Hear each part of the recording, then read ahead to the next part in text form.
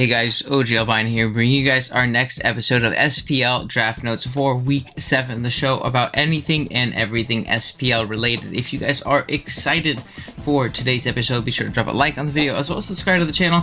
We're on our way to 3,000 subs, and if everybody who watches today drops a sub, we should get there, so I would really appreciate if you help me along in reaching that goal. And yeah, with that being said, we can go ahead and jump on into last week's results and take a quick look. First up, we had Invivid Color versus CBAD in a really fun game. Honestly, a really tight one until CBAD pulled up with the heat with the SD Life Orb, Quillfish, and the screens, which was really cool to see. We'll talk about that more in a little bit, but he was able to pull out a 4-0 dub. And we have Leo, or SixFtHax, pulling out his first victory against his longtime friend and rival, Shuckleking, in a very close 1-0. Big shouts to Leo for getting his first one. Now the monkey's off the shoulder. Let's see if he could rattle off a few in a row. Tough loss for Shuckle, but he can definitely bounce back and potentially squeak in the playoffs with 2 consecutive wins in Week 7 and 8. Then we have Nexus versus Mefesto in another game where some cool tech pulled off. We saw a pretty offensive KyleAye Trailblaze Floor just doing a lot of work against Nexus, being that his team really didn't deal with the combination of Moonblast Psychic very well, so it was cool to see that pop off. Then more games with more heat, man. I really didn't have enough to showcase in this video for the highlight portion, because we had Thomas versus Emvee in a 5-0 game that was a lot closer than it was. Really, if Thomas just got a few more things right, or if it wasn't a very cool Endure Sneasler set, he definitely could have totally won with his agility, swords, dance, Gliscor, like on the spot. And this game's score might have been flip-flop. Emvee was able to, you know, kind of win that 1v1 with his Sneasler though, which was really cool seeing Sneasler 1v1 a Gliscor and do a ton of work. So big shout out to Emvee. Very good game from him, and very good game from Thomas. This one was a lot closer than the score indicated. Then we had KyleAye versus Drewby in a game where Drewby took home a very narrow 2-0 victory on the back of the Iron Shards with the booster energy, being able to outpace the Scarfers and kind of just pick everything off in the end game, which was obviously very cool. Cool to see that thing pop off. It hadn't really done so up to this point. No Moon from Kyle's side, I think, ended up playing a pretty big factor, but you know, Drewby was able to pull out a dub and continue his very hot streak this season. Then we had a big upset in Viz versus Danny. Danny pulling up with the Okie Dokie, going absolutely crazy with an Assault Vest, really bulky set. Getting a crit early on the Tinglu allowed it to stay very healthy and allowed it to take on a Glamour at +2, getting off a weakness policy. But the Earth Power wasn't enough because of the very Spadef Okie Dokie being able to pull up and eat the hit very convincingly. And Danny was able to just kind of roll from there. He picked off so many things in the early game that Viz really just didn't have the pieces to pull back. Oh, and Brambleghast Oko to Annihilate, which was cool because I didn't think it would. But yeah, good. Big shots to Danny. Good win for him. 3-0 dub. Then lastly, we have the Bullet Punch Club versus the Los Angeles Wakers. Joey able to pull out a 4-0 victory here on the back of a cool hyper offense team with pawns like Azelf putting in a ton of work, lead Azelf into lead Napoleon, like Joey said in the game, very DPP reminiscent, but Azelf able to get off a ton of damage with the boom, and then eventually just being able to position that weakness policy Quackleval in on the Shaman, able to get off an Aqua Step, and then just able to clean up the game from there. So again, very good game to both of them, but Joey was just able to overwhelm with his offense, taking home a nice 4-0 victory. Now, again, that's what timing. We have to talk about Joey's game, obviously, first. Again, I wanted to highlight that Quackleval. Great timing that I decided to put this one first after talking about Joey's game last. But, I mean, the Quackleval went absolutely crazy in this game. And it's cool to see different approaches from different coaches, right? Seeing a much more hyper-offensive approach than you would typically see with Joey's team, where he has mons like the Clef Heatran that's, you know, a part of a very solid balance core. But instead, he elected to get up the screens and really just break through and go absolutely crazy on the team. It was a pretty cool one, and it was cool to see Quackleval do so darn well, because it hasn't had that snowball game, but it does have the best snowball potential in the format, in my opinion, and we were able to see that on full display this week with Big Quavel getting a ton of KOs and cleaning up the game. Then we have Mefesto versus Nexus here. And again, Nexus seemed to be in a pretty cool spot, and I thought Nexus's matchup was actually really phenomenal. So I think pulling up with the really offensive KyleAye Trailblaze Florges was a really cool bring from Mefesto, and very well thought out and very well played. He was able to position it perfectly. He was able to get in, Trailblaze up, KyleAye, and absolutely blow through the team. Now, there was a pretty unfortunate crit on the Iron Moth. We weren't 100% sure on how much it mattered at the time, because if it was Timid, it looked like it was a roll. If it was Modest, it definitely killed. I'm not sure if Modest outsped the rest of the team, but regardless, he was able to take that thing on pretty darn well, and it was definitely a really fun one to watch. So again, big shouts to Mefesto. I think this was a really cool set, really well played. Then lastly, again, I only shout out 3 a week. I could have obviously put Emvee's game in here, but I've been showcasing a lot of Emvee and Thomas lately. So I wanted to give a shout out to CBAD right here because his Life Orb, his Swing Quillfish was a great call in the builder. I did not think of that whatsoever in the builder last week. I mean, in the episode last week. At least I don't remember thinking of it. And I definitely don't think I thought of SD Life Orb with the screens. But he was able to force an aggressive switch in, get one setup move up, then get the other, and absolutely roll through Vivid's team with a Hisuian Quillfish, which is so darn cool. It was really cool seeing this thing pop off. And yeah, it was definitely a really solid set from CBAD. And he was able to pull off a very convincing victory, which is great for his case for sneaking into playoffs this season. Definitely helps him out a ton. But yeah, that being said, now that we have seen the matchups or talked about last week's games, let's talk about this week's. Game 1, we are going to talk about Danny versus Leo. 2 coaches coming off a very, very big and needed win last week. Let's see which one of them can keep it going. On Danny's side, I want to start with the Okie Dokie that did so well last week. I think a bulk upset this week could also do a ton of work. I think some kind of resist berry, whether it be Shuckleking for the Mamoswine, whether it be a Cobra berry for the Tornadus, does really, really well. It can spread a lot of poisons as well if, you know, things like Iron Hands are going to be the pivot. It can really bully down something like a Toxapex. Toxapex really can't do much to it outside of haze it and hope it stops bulking up, obviously. Torn can revenge it. And there obviously is the potential of Screamtail with a Psychic move revenging it. So maybe even go Pyappa, but I do think that Pokemon is very, very strong. Monkey, again, also very strong. I love the dual Poison Core in this game. The only real check to the Monkey Dory is going to be that Tinkaton, which isn't going to appreciate repeated Psychic, especially if you can get up Hazards or something like Sandy Shocks. So Monkey Dory can put in a lot of work in this game. Especially in an endgame spamming Sludge Wave, I could definitely see it doing really, really well. Or even just like a Nasty Plot set could do a ton of work in this game if the Tink takes prior chip, obviously, beforehand. Shocks, obviously, I just mentioned Hazards. I think it should come off the bench. It checks Tornadus, it checks Iron Hands, and it gets up incredible spike support for Danny. The only thing that really sucks for Danny, in my opinion, here is his Sun is very bad, especially in the sense of Wake. I do not think Wake is very good, and we'll talk about why when I get to Leo's side, but there's obviously the greatest check in the game to it on the opposing side, as well as a lot of Pokemon that can just absolutely nuke it, a lot of Pokemon that can naturally take one hit, so I actually don't think that Sand is the route, or not Sand, Sun is the route that Danny should go here. And then last mod I wanted to shout out is there's potential for an SD Lycanroc really opening up this game. For example, like I mentioned, the Monkey Dory does do really well. If we can get in our Lycanroc, force in the Tinkaton, and we get off a +2 close combat or drill run into that thing, we're going to absolutely either nuke it, or we're going to open up the game for our Monkey Dory to do a ton of work to the rest of this team. So I definitely think that that's something that, you know, Danny should keep into mind when building for this.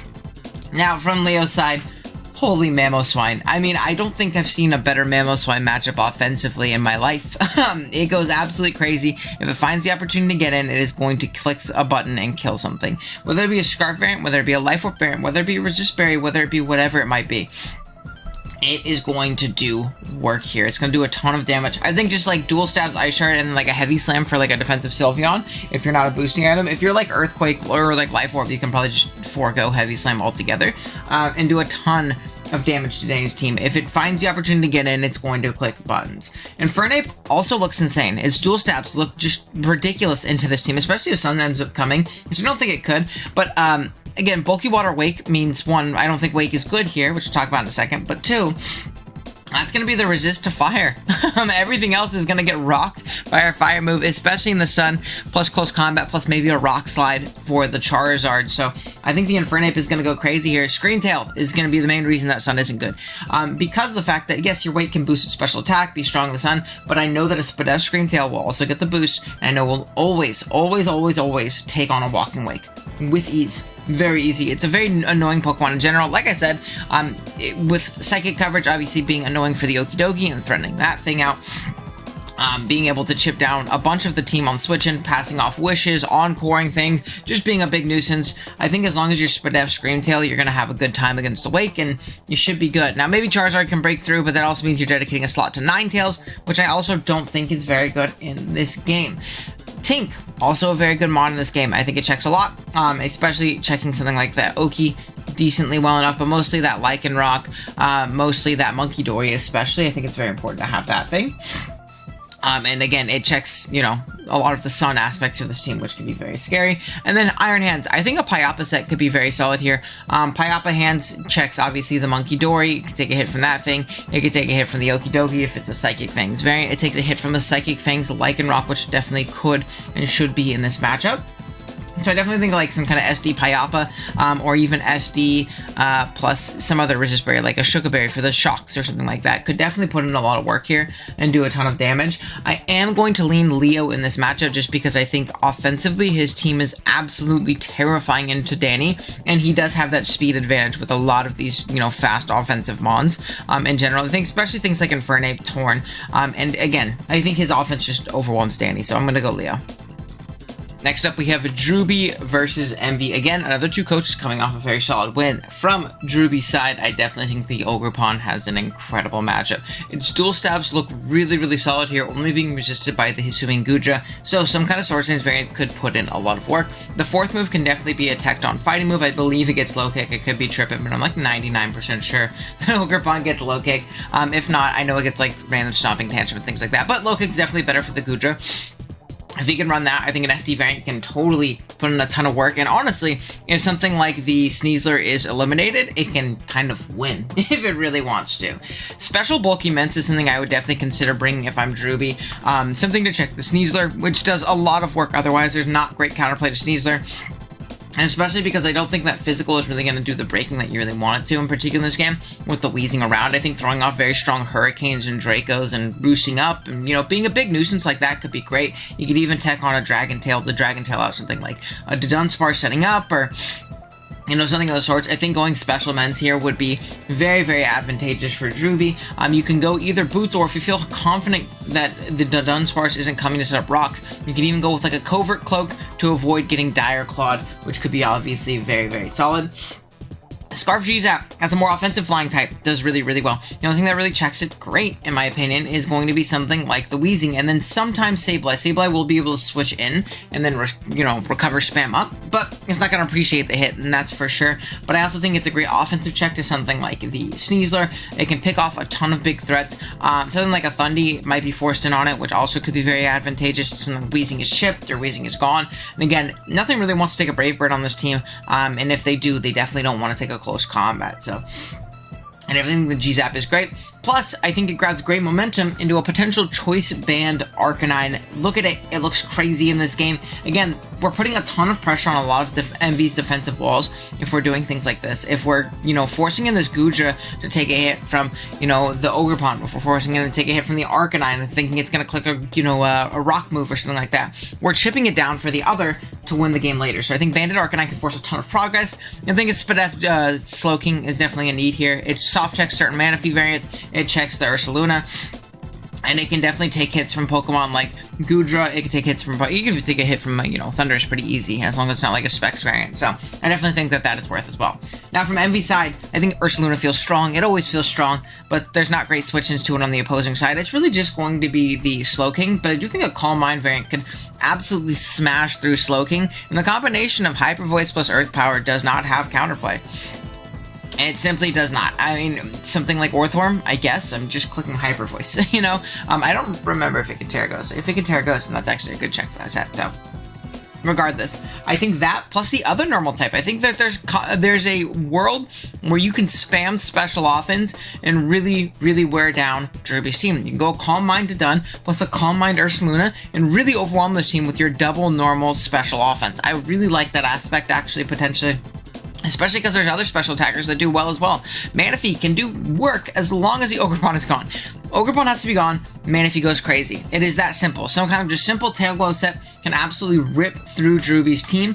We just need the Ogerpon gone, because Ogerpon is going to always stop you and always revenge you. Just always going to happen. But other means of special offense. Thunderous. Thunderous looks incredible. The combination of Thunderbolt plus Focus Blast absolutely rips through Drewby's team. I think the special offense in general in this game is going to be incredibly, incredibly overwhelming for Drewby to try and deal with. On top of that one physical breaker, or that one physical mon, in something like Sneasler. I think Sneasler grabs insane momentum in this game and can spread a lot of status and be a big nuisance. Again, just kind of U-turning on everything.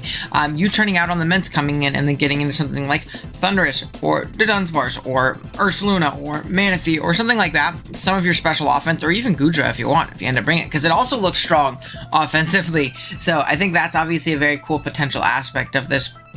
You can go with a Scarf set. You can go with a Bandit set. I actually think Bandit is very strong here in this matchup, because not a lot of things are going to want to come in on you that like are immune to your moves. Like say like Iron Treads isn't going to want to switch in on a potential, you know, Bandit U-turn or Dire Claw because it's going to die to a close combat, and then Dire Claw is for sure free the rest of the game. So yeah, I definitely think that. Sorry if you guys just got the badoop noise. It's me getting a comment on a YouTube video. Oops, forgot to turn off desktop audio. But yeah, I definitely do think that Emvee is going to take this one home. I think he has a pretty incredible matchup with the special offense, but I do think that there are routes for Drewby to take to win this one. Next up, we have the Wakers versus the Sableyes and Joey versus Vivid. First up from Joey's side, I think Terra Electric Torterra looks absolutely insane. There is one singular pivot into its original dual stabs plus electric, and that is going to be Abomasnow. But Abomasnow does have the ability to Terra, and it probably will be forced into tearing at some point into a potential water type or something of the sort. And once that happens, the Torterra absolutely wins. Or once the Abomasnow takes App Chip and is, you know, whittled down and, you know, brought out of range, which obviously is very nice for Joey. I think that Mon can definitely win if it finds the opportunity to Shell Smash up. On top of that, I think Shadow Ball from Dragon Ball just has barely any pivots. There's dual Dark on this team, but they both get blown up by a Draco Meteor. Like, absolutely blown up. So you can realistically kind of just spam Shadow Ball the entirety of this game for little to no drawback, because the only real pivot is going to be something like an Amorous, which does not have reliable recovery, and is not really going to be able to drain and kiss up a lot on your team, being that you have good counterplay to it. So that's something to keep in mind. Quackleval can pull what it did last week and Super Snowball again in the end game. Once things like an Amorous take Chip, and an Amorous is going to take Chip trying to pivot into Dragapult Shadow Balls. It is just going to happen. From there, your dual stabs just kind of kill everything. There's really not good counterplay to Quackleval once it gets the ball rolling and it starts to snowball. The same thing with Thunderous. Thunderous does not have good counterplay either. What's the Thundy check?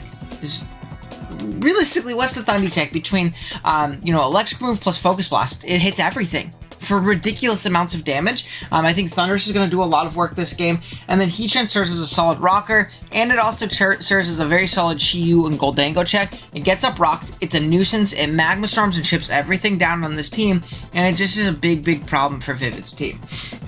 Now, on Vivid's side, Kleavor has no pivots. There is no switch into a choice band Kleavor. It comes in, it clicks Stone Axe, and that's it. Your resist is going to be something like Quackleval, which, if it comes in and takes an Aerial Ace, is going to get blown up by a Banded variant. So, that's something to keep in mind. I think that Banded Kleavor is a phenomenal breaker in this game. Greninja can Super Smash in an endgame where something like Clef has been chipped down aptly, or something like Quackleval has been chipped down aptly, unless it's running like an extra sensory set or something like that. I don't think it's going to really be able to fit extra sensory, but it's also not too hard to chip down a Quackleval in the range of your Greninja, especially if you have neutral coverage like Gunk Shot, which it definitely should have if you're, you know, playing into something like Clefable or something like that. Abomasnow, like I mentioned before, is going to be one of the most important Pokemon in this matchup. Incredibly important pivot into a ton of Pokemon on this team. It is really the only Torterra check, but it's going to potentially want to Terra Water in this game to take on something like a Heatran, to take on something like a Quackleval and be able to live the hit and Giga Drain off the health back. To be able to, you know, check those two things is really valuable. So if Joey can force the Terra on there, again, the Torterra goes crazy. But until then, Abomasnow is going to put in a lot of work. It's going to be a big nuisance for this team. I really like in this matchup.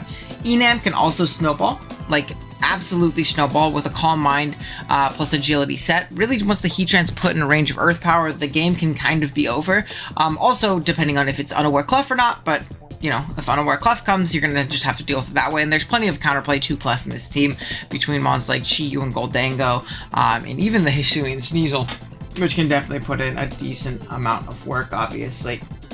And then, just in general, I think this is an incredibly offensive matchup. I am going to lean Joey, but I totally think this game can go both ways. I just think the combination of mons like Quackleval, Thundy, Torterra are going to absolutely overwhelm Vivid in the end game. But again, if he grabs some momentum early, he can definitely pull this one out too. Next up, we have Uzi versus Kyle, and from Uzi's side, I think Scarf Gardevoir looks very, very strong. As I've said with a lot of fairy types into Kyle's team, his team is pretty fairy weak because the fairy resist, mainly being the Reverum, which isn't the most sturdy fairy resist, especially when you're a Gardevoir and you can click a Stab Psychic on top of that and absolutely blow up the Reverum, or even just attack Mystical Fire if you really, really want to do the most damage humanly possible to it. But regardless, Scarf Moonblast looks very free in this endgame. If Reverum doesn't come, you can kind of just click it the whole game.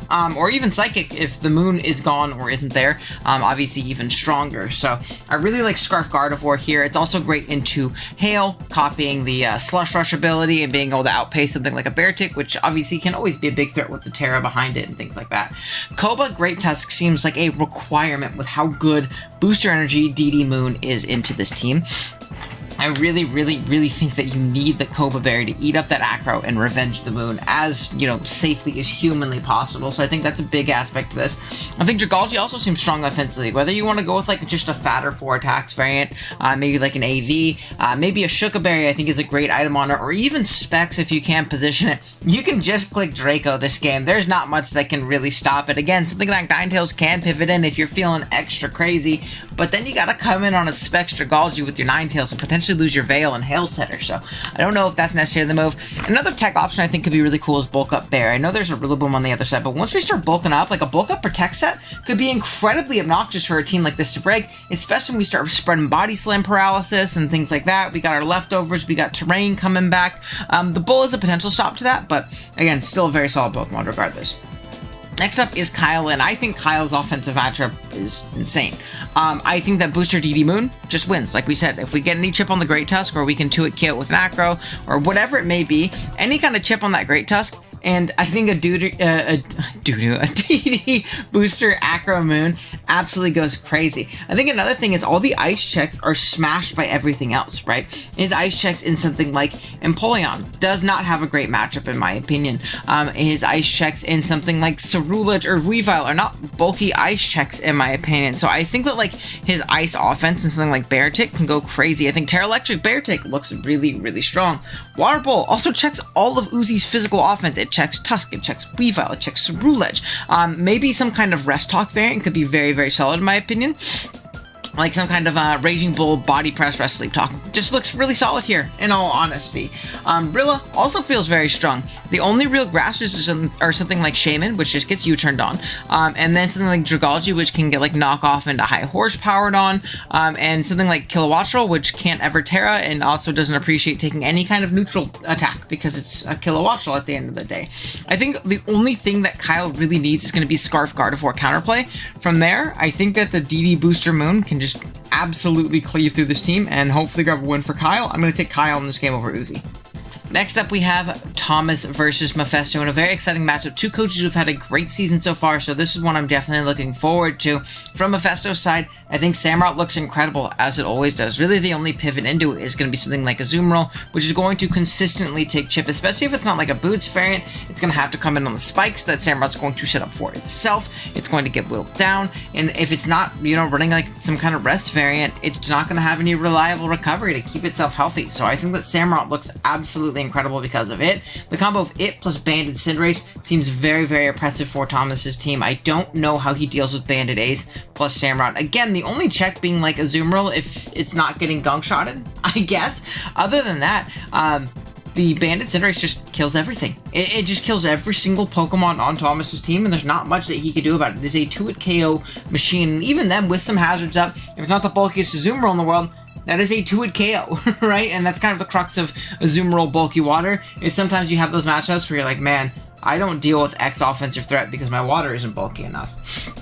Now, I also think Scizor looks great. It's a great Baxcalibur check and keeping it at bay and making sure it doesn't ever completely sweep you, but I also think some kind of Swords Dance variant looks really solid once the Tauros Fire dies. If Tauros Fire goes down, +2 Bullet Punch plus like knockoff absolutely massacres this team, and there's not much that Thomas can do about it.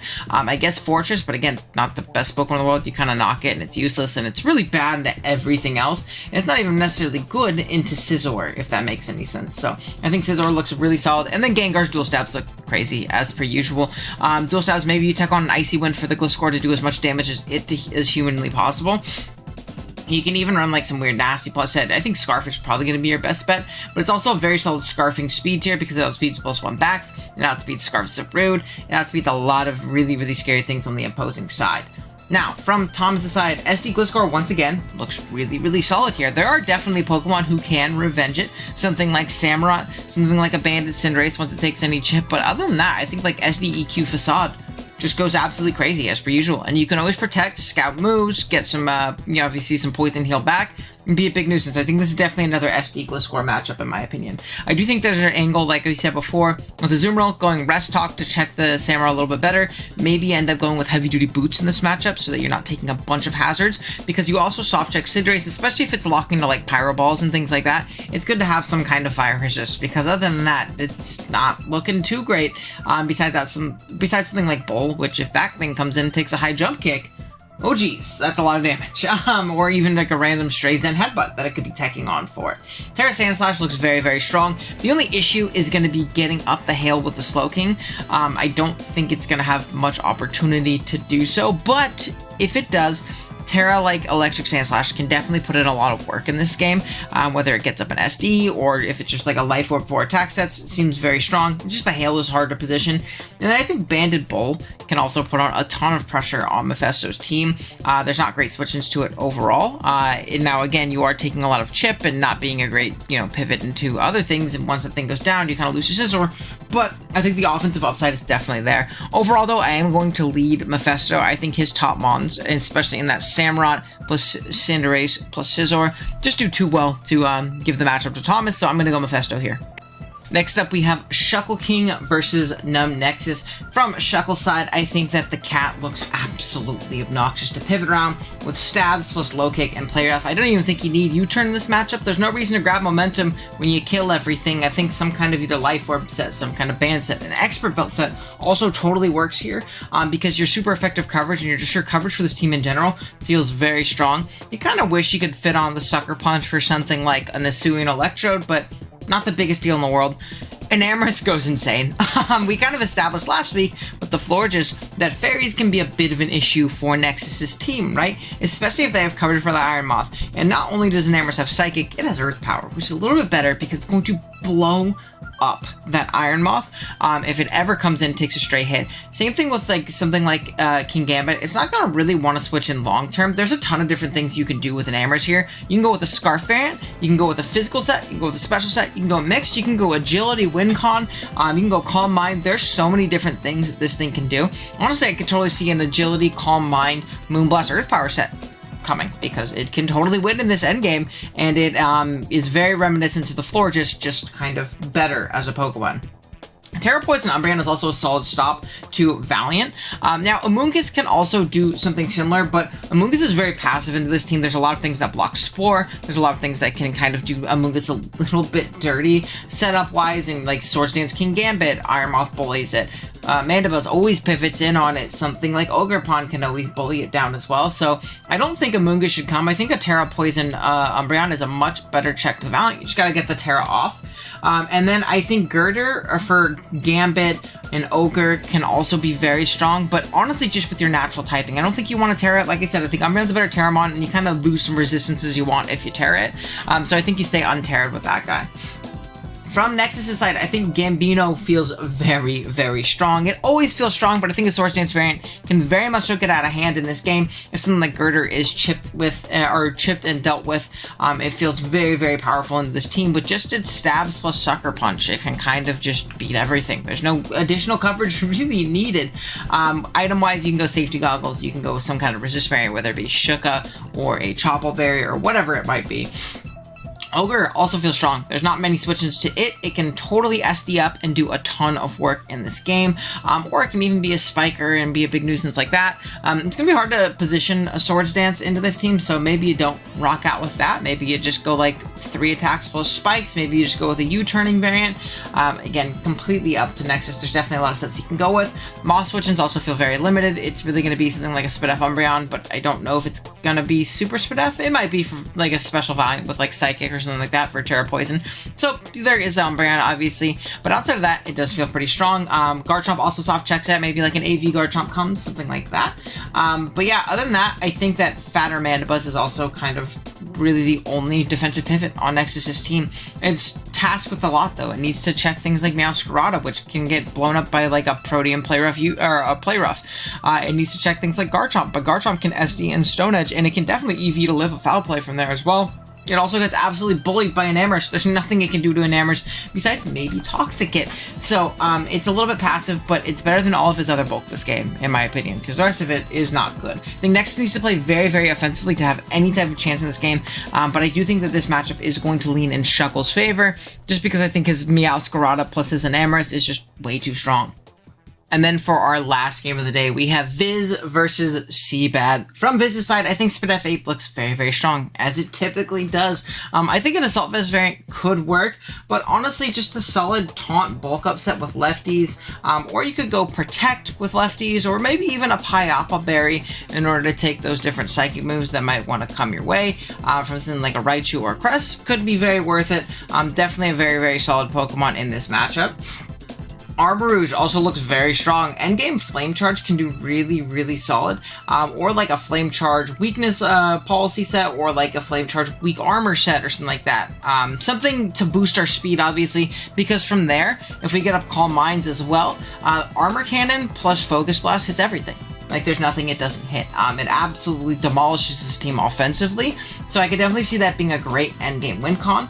Hazards also feel infinite as well. Something like Lamora gets up hazards forever because Donphan is never going to be able to spin in this game, and Lucha isn't really going to want to defog in this game, and even if it does, it's not like something like Lamora can't just get up hazards again. Now, obviously, it's kind of hard to go hard into the ape on a defogging Lucha, but it is something that's always in the back of CBAD's mind.